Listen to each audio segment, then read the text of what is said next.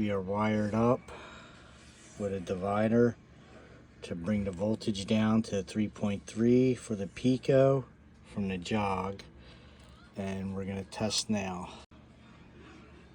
4 volts, and then we should drop this down to 2 something, 2.7 volts. There it is, ready to move on to the code. Our Pico's wired up. This is to test the left and right and center of the jog. Here's the code. And now we're gonna watch it work.